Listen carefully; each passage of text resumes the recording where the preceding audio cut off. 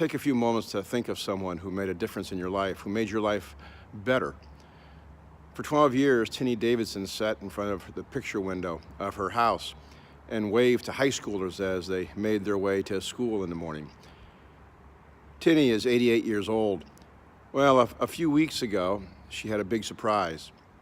All the high schoolers that she had greeted for a number of years gathered in her front yard carrying signs that say, "We love you, Mrs. Davidson. Thank you for being there." You see, it was the last day of school, and Mrs. Davidson was preparing to move into an assisted living center. This would be the last time that she would be able to wave to those students.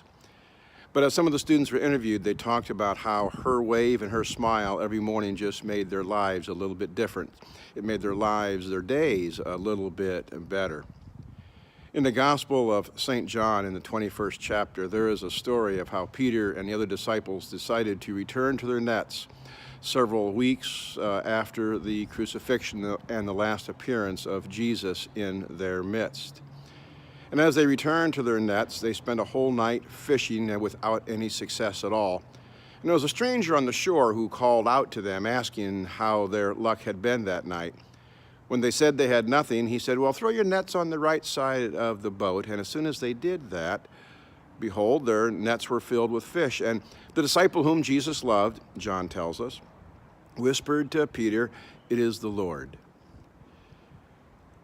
Peter swam to the shore, and there, waiting on the shore, was Jesus with the resurrected Lord with a charcoal fire, and he prepared them breakfast. When our lives have been touched by Jesus, when Jesus has entered our lives, we are forever changed. We may try to go back to our old way, but things are different.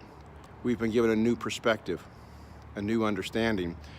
We have begun to see the world through what Amy Grant called our Father's eyes.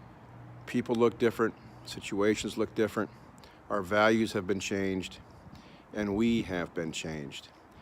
The Apostle Paul once wrote in one of his letters, "Do not be conformed to this world, but be transformed by the renewing of our minds." When Christ enters our life, when the risen Lord enters our lives, the transformation begins, and we are forever changed. I'm Frosty Crummell, the minister at First Federated Church, wishing you a good day and a good week.